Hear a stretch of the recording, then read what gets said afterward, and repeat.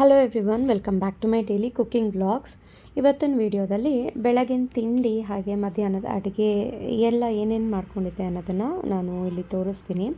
ಬೆಳಗ್ಗೆ ತಿಂಡಿಗೆ ಹೆಲ್ದಿಯಾಗಿ ಒಂದು ರಾಗಿ ರೊಟ್ಟಿ, ಮಸಾಲೆ ರೊಟ್ಟಿ ಮಾಡ್ಕೊಳ್ಳೋಣ ಅಂತ ಇಲ್ಲಿ ನಾನು ಹಿಂದಿನ ದಿನ ಸ್ಯಾಂಡ್ವಿಚ್ ಮಾಡೋಣ ಅಂತ ಅಂದ್ಬಿಟ್ಟು ಸ್ವೀಟ್ ಕಾರ್ನು, ಟೊಮ್ಯಾಟೊ, ಈರುಳ್ಳಿ, ಹಸಿರು ಮೆಣಸಿನ್ಕಾಯಿ ಇದೆಲ್ಲ ಸ್ವಲ್ಪ ಅದು ಮಿಕ್ಸ್ಚರ್ ಮಿಕ್ಕಿತ್ತು, ಅದನ್ನು ಒಂದು ಸ್ವಲ್ಪ ಹಾಕಿದ್ದೀನಿ. ಜೊತೆಗೆ ಈರುಳ್ಳಿ ಚಾಪರ್ನಲ್ಲಿ ಕಟ್ ಮಾಡಿ ಹಾಕಿದ್ದೀನಿ. ಹಾಗೆಯೇ ಸಬ್ಸಿಗೆ ಸೊಪ್ಪನ್ನು ಅಷ್ಟೇ ಸಣ್ಣ ಸಣ್ಣದಾಗಿ ಕಟ್ ಮಾಡಿ ಹಿಂದಿನ ದಿನವೇ ನಾನು ಫ್ರಿಜ್ನಲ್ಲಿ ಎತ್ತಿಟ್ಕೊಂಡಿದ್ದೆ, ಅದನ್ನು ಸಹ ಸೇರಿಸಿದ್ದೀನಿ. ಜೊತೆಗೆ ಇಲ್ಲಿ ಒಂದು ಮೂಲಂಗಿನ ಆ್ಯಡ್ ಮಾಡ್ತಾಯಿದ್ದೀನಿ. ಅಕ್ಕಿ ಮಸಾಲೆ ರೊಟ್ಟಿಗಾಗಿರ್ಬೋದು, ರಾಗಿ ಮಸಾಲೆ ರೊಟ್ಟಿಗಾಗಿರ್ಬೋದು, ನೀವೇನಾದರೂ ಮೂಲಂಗಿ ಹಾಕಿದ್ರೆ ಟೇಸ್ಟ್ ಸಕ್ಕತ್ತಾಗಿರುತ್ತೆ. ಸಾಮಾನ್ಯ ಮೂಲಂಗಿ ತಿನ್ನಲ್ಲ ಅಂತ ಅಂತಾರೆ ನೋಡಿ, ಆವಾಗ ನೀವು ಈ ರೀತಿ ಮೂಲಂಗಿ ಹಾಕಿ ಅಕ್ಕಿ ಮಸಾಲೆ ರೊಟ್ಟಿ, ರಾಗಿ ಮಸಾಲೆ ರೊಟ್ಟಿ ಮಾಡಿಕೊಟ್ರೆ ಮೂಲಂಗಿ ಹಾಕಿದ್ದೀವಿ ಅಂತಲೇ ಗೊತ್ತಾಗಲ್ಲ, ಟೇಸ್ಟ್ ಮಾತ್ರ ಸಕ್ಕತ್ತಾಗಿರುತ್ತೆ. ಸ್ವಲ್ಪ ಕಾಯಿ ತುರಿ, ಜೀರಿಗೆನ ಹಾಕಿ ಇದಕ್ಕೆ ನಾನಿಲ್ಲಿ ರಾಗಿ ಹಿಟ್ಟನ್ನು ಸೇರಿಸ್ತಾ ಇದ್ದೀನಿ. ಇದು ನಾರ್ಮಲ್ ರಾಗಿ ಹಿಟ್ಟಲ್ಲ, ಬದಲಿಗೆ ಮೊಳಕೆ ಬರೆಸಿ ಹುರಿದು ಮಾಡಿಸಿರೋ ಅಂಥ ಹಿಟ್ಟು, ಸ್ಪ್ರೌಟೆಡ್ ರಾಗಿ ಫ್ಲೋರು ನಮ್ಮಲ್ಲಿ ಸಿಗುತ್ತೆ. ಇದು ಅನಿಮಿಕ್ ಇದ್ದವ್ರಿಗೆ ತುಂಬಾ ಹೆಲ್ಪ್ಫುಲ್ಲು, ಯಾಕೆಂದರೆ ಮೊಳಕೆ ಬರೆಸಿ ಮಾಡಿರೋದ್ರಿಂದ ತುಂಬಾ ಹೆಲ್ಪ್ಫುಲ್ ಆಗುತ್ತೆ. ಇದು ಕ್ಯಾಲ್ಶಿಯಮ್, ಐರನ್ ಎಲ್ಲನೂ ಸಹ ಜಾಸ್ತಿ ಇರುತ್ತೆ. ಸೊ ಹಾಗಾಗಿ ನಾರ್ಮಲ್ ರಾಗಿ ಹಿಟ್ಟನ್ನು ಬಳಸೋದಕ್ಕಿಂತ ಈ ರೀತಿ ಸ್ಪ್ರೌಟೆಡ್ ರಾಗಿ ಹಿಟ್ಟನ್ನು ನೀವು ಬಳಸಿದ್ರೆ ತುಂಬಾ ಒಳ್ಳೆಯದು. ಈ ಹಿಟ್ಟನ್ನು ಕಲಸೋದಕ್ಕೆ ನಾನು ಸ್ವಲ್ಪ ಬಿಸಿ ನೀರು ಬೇಕು ಅಂತ ನೀರನ್ನು ಸ್ವಲ್ಪ ಬಿಸಿ ಆಗ್ಲಿಕ್ಕೆ ಇಟ್ಟಿದ್ದೆ. ಅಷ್ಟರಲ್ಲಿ ಇದಕ್ಕೆ ಕಾಂಬಿನೇಷನ್ ಆಗಿ ಹುಚ್ಚೆಳ್ಳಂದು ಚಟ್ನಿನೂ ಸಹ ಮಾಡ್ಕೊಂಡಿದ್ದೀನಿ. ಸೊ ಚಟ್ನಿ ರೆಡಿ ಆಯಿತು. ಇಲ್ಲಿ ನೀರು ಬೆಚ್ಚಗಾದ ನಂತರ ಸ್ವಲ್ಪನೇ ಈ ಹಿಟ್ಟಿಗೆ ಹಾಕ್ಕೊಂಡು ಕಲಿಸ್ಕೋಬೇಕು. ಸ್ವಲ್ಪ ತೆಳುವಾಗಿ ಕಲಿಸ್ಕೋತೀನಿ, ಏಕೆಂದರೆ ನನಗೆ ರೊಟ್ಟಿ ತೆಳುವಾಗಿ ಇರಬೇಕು. ನಿಮಗೆ ದಪ್ಪ ಬರಬೇಕು ಅಂತ ಅಂದರೆ ಸ್ವಲ್ಪ ಗಟ್ಟಿ ಕಲಿಸ್ಕೊಳ್ಳಿ. ಬಟರ್ ಪೇಪರ್ ಮೇಲೆ ತಟ್ಟಿ ಮಾಡೋದ್ರಿಂದ ಸ್ವಲ್ಪ ದಪ್ಪ ಆದರೆ ಕೈಗೆ ಸ್ವಲ್ಪ ತೇವ ಮಾಡ್ಕೊಂಡು ನೀರನ್ನ ಹತ್ಕೊಂಡು ಸ್ವಲ್ಪ ತೆಳುವಾಗಿ ಮಾಡ್ಕೋಬೋದು. ದಪ್ಪ ಅಂದರೆ ಗಟ್ಟಿ ಇತ್ತು ಅಂತ ಅಂದರೆ ತುಂಬ ಒತ್ತಲಿಕ್ಕಾಗಲ್ಲ. ಸ್ವಲ್ಪ ಹಿಟ್ಟು ಸಾಫ್ಟಾಗಿತ್ತು ಅಂದರೆ ಬೇಗನೆ ಸೈಡಲ್ಲೆಲ್ಲ ತಟ್ಟಿ ಇದನ್ನು ಸಾಫ್ಟ್ ಮಾಡ್ಕೊಬಿಡ್ಬೋದು. ತೆಳುವಾಗಿ ತಟ್ಕೋಬೇಕು. ಇವಾಗ ಬಟರ್ ಪೇಪರ್ ಮೇಲೆ ಈ ರೀತಿ ಸ್ವಲ್ಪ ಎಣ್ಣೆನ ಗ್ರೀಸ್ ಮಾಡಿಕೊಂಡು ಎಷ್ಟು ಬೇಕೋ ಅಷ್ಟು ಹಿಟ್ಟನ್ನು ತೊಗೊಂಡು ಸ್ವಲ್ಪನೇ ಕೈನ ನೋಡಿ ಈ ರೀತಿ ತೇವ ಮಾಡಿಕೊಂಡು ಸೈಡ್ಸ್ ಎಲ್ಲ ಈ ರೀತಿ ಸ್ವಲ್ಪನೂ ದಪ್ಪ ಇಲ್ಲದೆ ಇರೋ ರೀತಿ ಒತ್ತಿ ಇಟ್ಕೊಳ್ಳಿ. ಈಗ ಕಾದಿರೋವಂಥ ತವಾಗೆ ಈ ಬಟರ್ ಪೇಪರ್ನ ಹಾಕಿ ಒಂದು 20 ಸೆಕೆಂಡ್ ಬಿಟ್ಟರೆ ಸಾಕು. ರೊಟ್ಟಿ ಕಲರ್ ಚೇಂಜ್ ಆಗುತ್ತೆ ಅಲ್ವಾ, ಡಾರ್ಕ್ ಕಲರ್ ಆಗ್ತಾ ಬರುತ್ತೆ ಬೆಂದಿದ್ದಾದ ನಂತರ. ಆನಂತರ ಜಸ್ಟ್ ಈ ರೀತಿ ಎತ್ತಿದ್ರೆ ಸಾಕು, ಸ್ವಲ್ಪನೂ ಪೇಪರು ಸೀಯೋದು ಇಲ್ಲ, ಹಾಗೆಯೇ ಪೇಪರ್ಗೆ ರೊಟ್ಟಿ ಅಂಟೋದೂ ಇಲ್ಲ, ತವಾಗೂ ಅಂಟೋದಿಲ್ಲ, ಸೂಪರಾಗುತ್ತೆ. 20 ಸೆಕೆಂಡ್ ಬಿಟ್ಟಿದ್ದಾದ ನಂತರ ಅದು ಒಂದು ಸೈಡ್ ಬೇಯೋ ಅಷ್ಟರಲ್ಲಿ ಇನ್ನೊಂದು ರೊಟ್ಟಿನೂ ಸಹ ಈ ರೀತಿ ಒತ್ತಿಬಿಟ್ಟು ರೆಡಿ ಮಾಡ್ಕೋಬೋದು. ನಾನು ಈ ಹಿಂದೆ ಎಲ್ಲ 2 ತವ ಇಟ್ಕೊಂಡಿದ್ದೆ.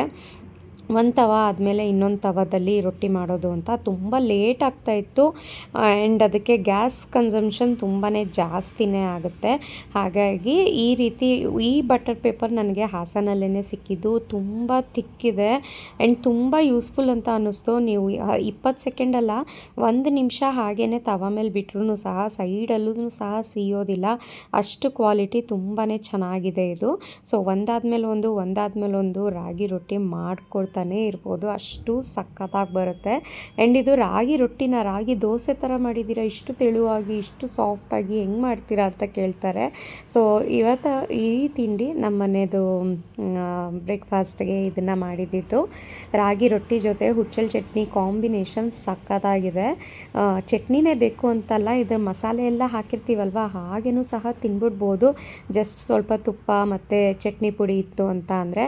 ಯೂಶಲಿ ರಾಗಿ ಅಲ್ವಾ, ಮಕ್ಕಳು ಸಹ ಇದು ಮಾಡ್ತಾರೆ, ಚಟ್ನಿ ಪುಡಿ ಕೊಟ್ಟರು ಅಂತೂ ಇನ್ನೂ ಇದು ಮಾಡ್ತಾರೆ ಅಂತ ಅಂದ್ಬಿಟ್ಟು ನಾನಿಲ್ಲಿ ಹುಚ್ಚೆಳ್ಳು ಚಟ್ನಿನ ಮಾಡಿದ್ದೆ. ಸೊ ಬೆಳಗ್ಗೆ ತಿಂಡಿ ಅದಾಗಿತ್ತು. ಇನ್ನು ಮಧ್ಯಾಹ್ನ ಲಂಚಿಗೆ ಸಿಂಪಲ್ಲಾಗಿ ಕಾಯೇನು ರುಬ್ಬಿ ಹಾಕ್ದೇನೆ ಒಂದು ಸಾಂಬಾರು ಮಾಡಿಬಿಡೋಣ ಅಂತ ಅಂದ್ಬಿಟ್ಟು ಕಡಲೆಕಾಳಿತ್ತು ನೆನೆಸಿರೋ ಅಂಥದ್ದು. ಫ್ರಿಜ್ನಲ್ಲಿ ನಾನು ಎಲ್ಲ ಥರ ಕಾಳುಗಳನ್ನೂ ನೆನೆಸಿ ಫ್ರೀಝರ್ನಲ್ಲಿ ಎತ್ತಿಟ್ಕೊಬಿಟ್ಟಿರ್ತೀನಿ.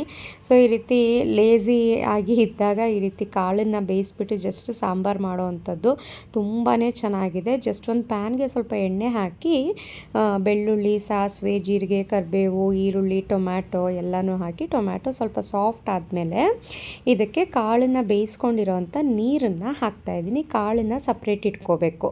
ಈ ಬೆಂದಿರೋವಂಥ ಕಾಳನ್ನು ಮಿಕ್ಸಿಗೆ ಹಾಕ್ಕೊಂಡು ರುಬ್ಕೋಬೇಕು. ನೀರೇನು ಹಾಕ್ಕೋಬೇಡಿ. ಹಾಗೆ ಅದಕ್ಕೆ ಎಕ್ಸ್ಟ್ರಾ ಮಸಾಲೆ ಏನೂ ಬೇಡ, ಜಸ್ಟ್ ಪ್ಲೇನ್ ಕಾಳನ್ನು ಮಾತ್ರ ರುಬ್ಕೋಬೇಕು.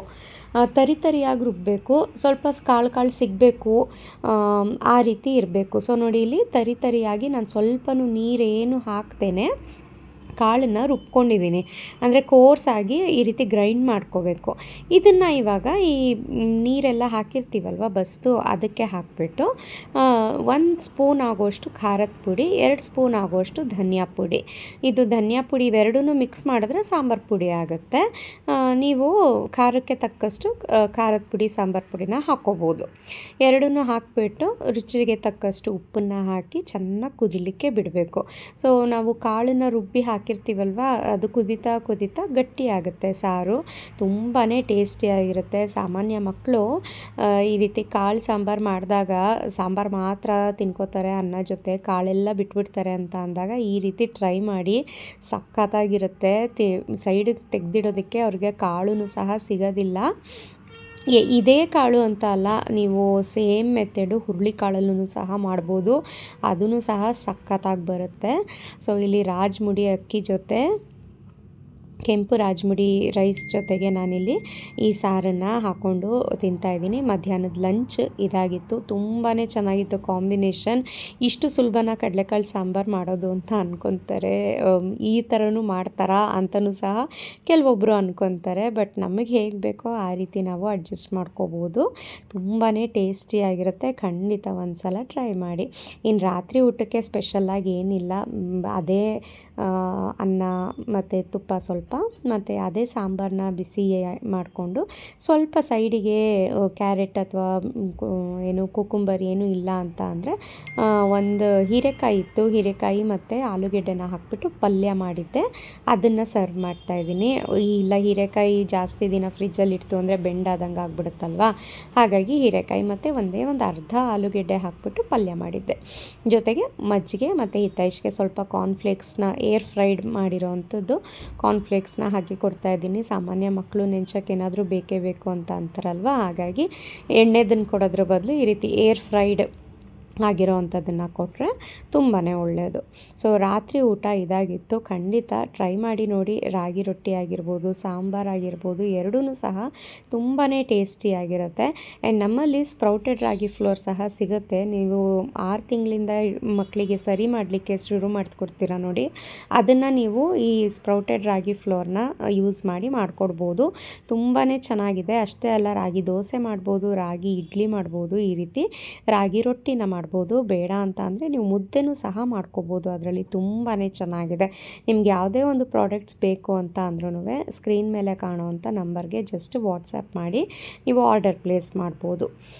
ಊಟ ಎಲ್ಲ ಆದ ನಂತರ ಆ್ಯಸ್ ಯೂಶ್ವಲ್ ನಾನು ನೈಟ್ ರೊಟೀನ್ನ ಇಲ್ಲಿ ಮುಗಿಸ್ಕೊತಾ ಇದ್ದೀನಿ.